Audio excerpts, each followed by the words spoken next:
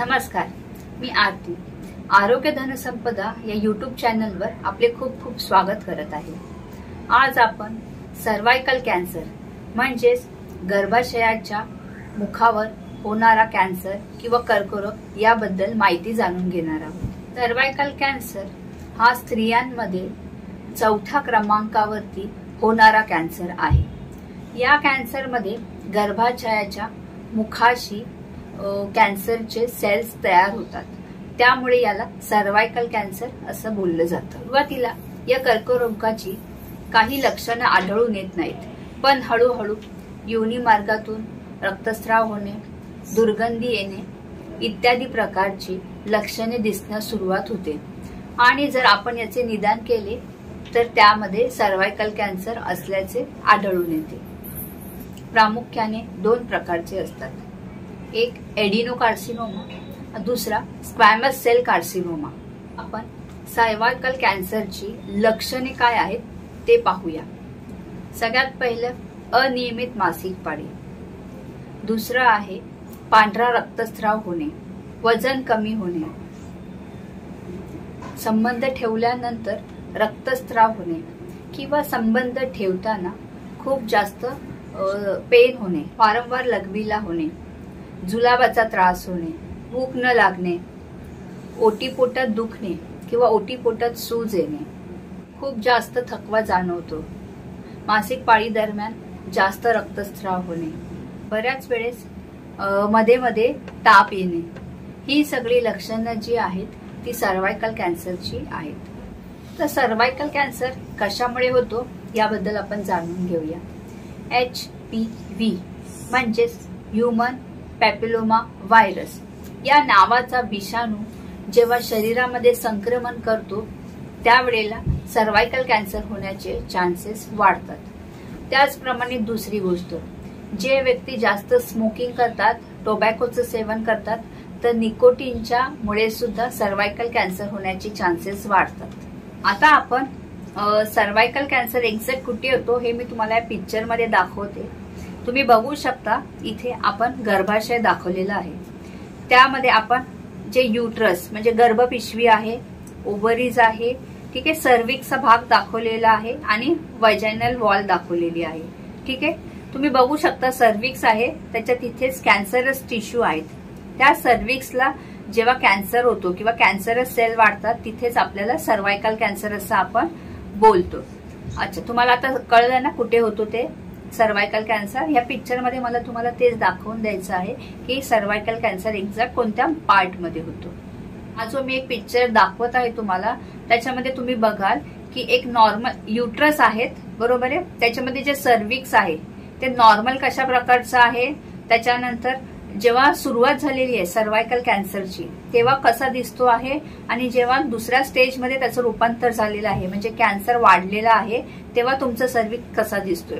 तर ह्याच्यामधून तुमच्या लक्षात आलं असेल की सर्वायकल कॅन्सर कशा प्रकारे असतो. जसं आपण बघितले की सर्वायकल कॅन्सर हे HPV म्हणजे ह्यूमन पॅपिलोमा व्हायरस या विषाणूमुळे होतो. तर जेव्हा शरीर संबंध ठेवले जातात त्यावेळेला ह्या विषाणूने इन्फेक्शन होण्याचे चान्सेस असतात. बऱ्याच वेळेला काय होतं, ह्याचे जर आपल्याला संसर्ग झाला तर ते थोडा काळ आपल्या शरीरामध्ये राहतं आणि राहिल्यानंतर काय होतं, आपली जी प्रतिकार शक्ती असते ती त्याच्याबरोबर फाईट करते, बरोबर आहे. त्याच्यामुळे प्रत्येकालाच सर्वायकल कॅन्सर होत नाही. पण जर तुमची प्रतिकार शक्ती कमी असेल, ह्या HPV व्हायरस बरोबर ती लढू शकली नाही, तर काय होत जातं, तिथे त्या कॅन्सरस सेल वाढत जातात. ते काय करतात, नॉर्मल जे आपले सेल्स असतात, जे आपल्या पेशी असतात त्यांना मारून टाकतात आणि काय करतात, हळूहळू नॉर्मल पेशींना मारून कॅन्सरस पेशींचं तिथे मोठा बंच तयार होतो. अशा प्रकारे सर्वायकल कॅन्सर तयार होतो. जे आपण 2 प्रकार सांगितले सर्वायकल कॅन्सरचे, स्क्वॅमस सेल कार्सिनोमा आणि एडिनोकार्सिनोमा. यामध्ये सर्विक्स मध्ये जे स्क्वॅमस सेल असतात, बरोबर, ज्या वेगळ्या पेशी असतात त्यांच्यामध्ये जेव्हा कॅन्सरस सेल तयार होतात त्याला स्क्वॅमस सेल कार्सिनोमा असं बोललं जातं. एडिनोकार्सिनोमा मध्ये जे कॉलम लाईक ग्लँड्स असतात किंवा सेल्स असतात त्याच्यामध्ये जेव्हा इन्फेक्शन होतं तेव्हा काय होतं, जी सर्वायकल कॅनल आहे आपली, जी ओपनिंग असते त्याच्यावरती काय होतात, कॅन्सरस सेल प्रोड्यूस होतात आणि अशा प्रकारे त्याला ॲडिनोकार्सिनोमा असं बोललं जातं। आता आपण रिस्क फॅक्टर म्हणजे कोणते अशा व्यक्ती आहेत ज्यांना हा कॅन्सर होण्याचा धोका आहे याबद्दल जाणून घेऊया। पहिले तर आहे टोबॅको और स्मोकिंग। मी सांगितल्याप्रमाणे जे निकोटीन असतं त्याच्यामध्ये असं आढळून आलेलं आहे की जे लोक निकोटीनचं सेवन करतात त्यांच्यामध्ये सर्वायकल कॅन्सर होण्याचे जास्त चान्सेस आहेत। दुसरी गोष्ट, शरीर संबंध जर अनेक व्यक्तींबरोबर ठेवलेले असतील तरी सुद्धा सर्वायकल कॅन्सर होण्याची शक्यता आहे।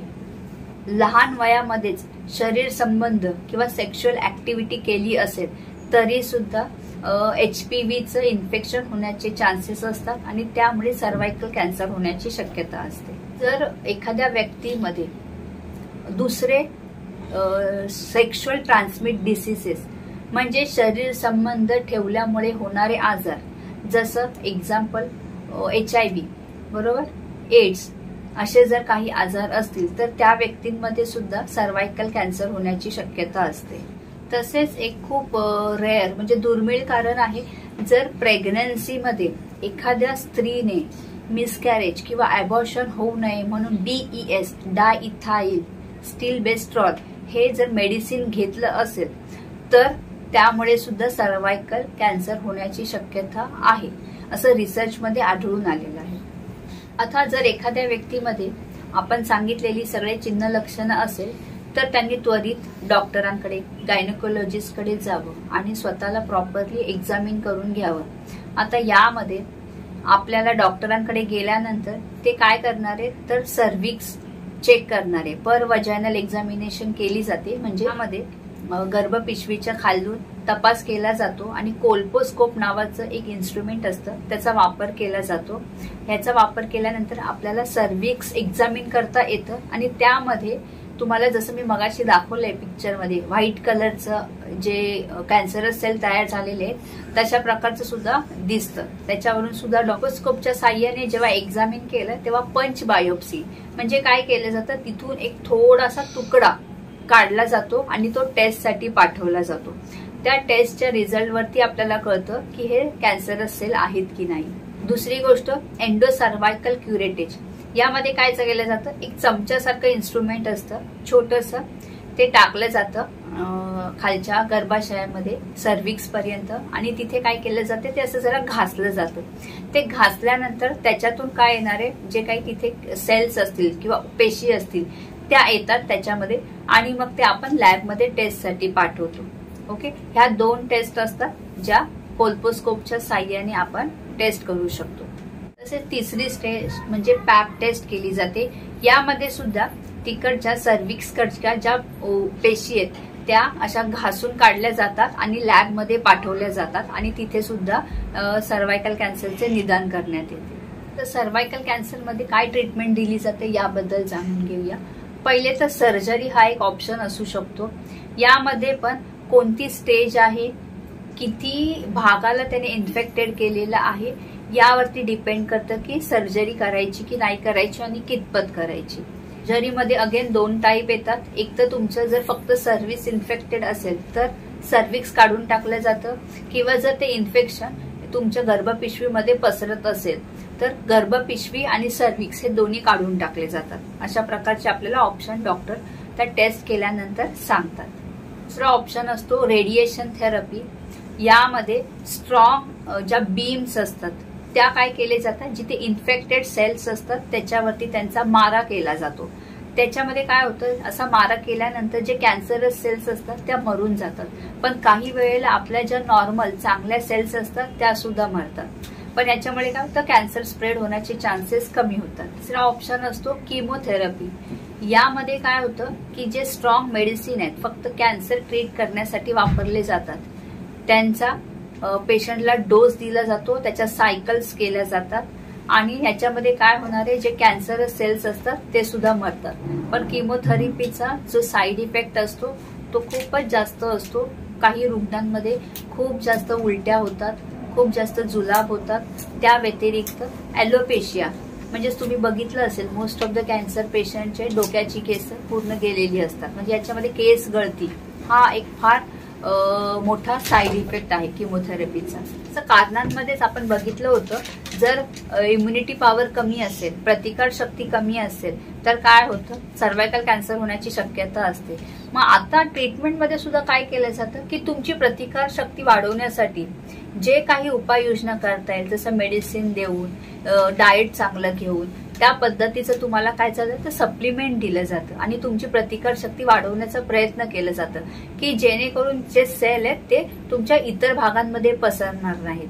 आता आपण सगळ्यात महत्वाच्या मुद्द्याकडे आलेलो आहोत. Prevention is always better than cure. म्हणजे आजाराची ट्रीटमेंट घेण्यापेक्षा आजार होऊ नये म्हणून तुम्ही काय काळजी घ्याल, काय प्रतिबंध कराल, याबद्दल आपण जाणून घेऊया. यासाठी तुम्हाला काय करायचं आहे, स्वतःकडे लक्ष द्यायचं आहे. आपल्या शरीरामध्ये काय चेंजेस होत आहेत त्याकडे प्लीज कृपया करून तुम्ही लक्ष द्या.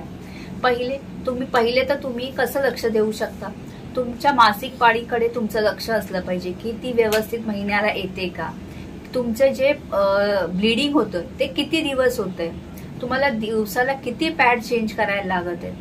आता जेव्हा जर तुम्ही आधीच्या महिन्यामध्ये दिवसाला 3 पॅड घेत असाल आणि आता जर तुम्हाला 5 पॅड घ्यावं लागत आहे, त्याचं कारण काय आहे हे तुम्ही शोधण्याचा प्रयत्न केला पाहिजे. अशा प्रकारे जर तुम्ही स्वतःकडे लक्ष द्याल तर तुम्हाला काय होणार आहे, याचं रोग निदान लवकर करता येणार आहे आणि त्याची ट्रीटमेंट सुद्धा आपल्याला लवकर मिळणार आहे. ठीक आहे, म्हणून मी जे काही चिन्ह लक्षणे सांगितलेली आहेत, जर त्याच्यातलं एकही तुमच्यामध्ये आढळून येत असेल तुम्हाला, तर तुम्ही त्वरित डॉक्टरांचा किंवा गायनेकोलॉजिस्टकडे जावं आणि जी काही तुमची क्वेरी आहे ती सॉल्व्ह करा. शरीराची स्वच्छता ठेवणे. आपण काय करतो, चेहरा स्वच्छ करतो, हात स्वच्छ करतो, पण जो आपला प्रायव्हेट पार्ट आहे, ठीक आहे, तिथे स्वच्छता कमी प्रमाणात ठेवली जाते. तर कृपया करून प्रायव्हेट पार्टचे पर्सनल हायजीन ठेवणं फार महत्वाचं आहे. ठीक आहे, नियमितपणे या रोगाशी निगडीत ज्या चाचण्या आहेत त्या करणं देखील फार महत्वाच्या आहेत. धूम्रपानाच्या किंवा टोबॅको म्हणजे तंबाखूमुळे सुद्धा ह्या सर्वायकल कॅन्सर होत असतो. तर कृपया करून धूम्रपानचं अतिसेवन टाळा आणि तंबाखू खाणे बंद करा. तिसरी गोष्ट, आपण जसं बघितलंय HPV व्हायरसमुळे याचं सर्वायकल कॅन्सरचं इन्फेक्शन होतं. यासाठी गव्हर्नमेंट सुद्धा 9 ते 14 वर्षाखालील मुलींना HPVचे वॅक्सिनेशन चालू करत आहे किंवा चालू केलेले आहेत. ठीक आहे, तर कृपया करून जर तुमची मुलगी 9 ते 14 वयोगटामध्ये असेल तर हे वॅक्सिनेशन तिला अवश्य द्या. 9 ते 14 वयोगटामध्ये जर वॅक्सिन घेत असेल तर याचे 2 डोस असतात. ठीक आहे, पहिला डोस घेतला तुम्ही की त्याच्या बरोबर 6 महिन्याने दुसरा डोस घ्यायचा आहे, तरच तो इफेक्टिव्ह आहे. तर कृपया करून तुमच्या मुलींना 9 ते 14 वयात HPVचं वॅक्सिन द्या आणि 6 महिन्याच्या अंतराने द्या. दुसरी गोष्ट, 15 ते 45 या वयोगटामध्ये आहे तरी सुद्धा आपल्याला HPV वॅक्सिन घेता येते. फक्त याचे 3 डोस आहेत. पहिला डोस आणि दुसरा डोस यामध्ये 1 महिन्याचे अंतर आहे आणि दुसरा डोस आणि तिसरा डोस यामध्ये 6 महिन्याचे अंतर आहे. ठीक आहे, आलं का लक्षात? दोन्ही गोष्टी 9 ते 14 वयोगट असेल तर 2 डोस आहेत, दोन्ही डोस मध्ये 6 महिन्याचं अंतर आहे. 15 ते 45 वय असेल त्याच्यामध्ये 3 डोस आहेत, बरोबर. पहिला डोस घेतला की 1 महिन्याने दुसरा डोस घ्यायचा आहे आणि 6 महिन्याने तिसरा डोस घ्यायचा आहे. अशा पद्धतीने HPVचं जर तुम्ही वॅक्सिन घेतलं तर सर्वायकल कॅन्सरचा जो धोका आहे तो टळण्याची शक्यता आहे. ऍक्च्युली 21 वय झाल्यानंतर प्रत्येक स्त्रीने HPVची लस आणि पॅप्समियर टेस्ट ही दर 1 वर्षाने तरी करायलाच हवी. यामध्ये आपल्याला काय कळतं की आपल्याला इन्फेक्शन झाले आहे की नाही. ओके, जास्त पार्टनर सोबत शारीरिक संबंध ठेवू नये. सुरक्षित शारीरिक संबंध ठेवणे हा देखील सर्वायकल कॅन्सर रोखण्यासाठी एक प्रतिबंधक उपाय आहे. तर कृपया करून या गोष्टीकडे प्रत्येकाने लक्ष द्या. तर सगळ्यात महत्वाची गोष्ट सांगते की सर्वायकल कॅन्सर हा एकमेव असा कॅन्सर आहे, जर त्याचे निदान लवकर झाले तर आपण त्याच्यापासून स्वतःला वाचवू शकतो.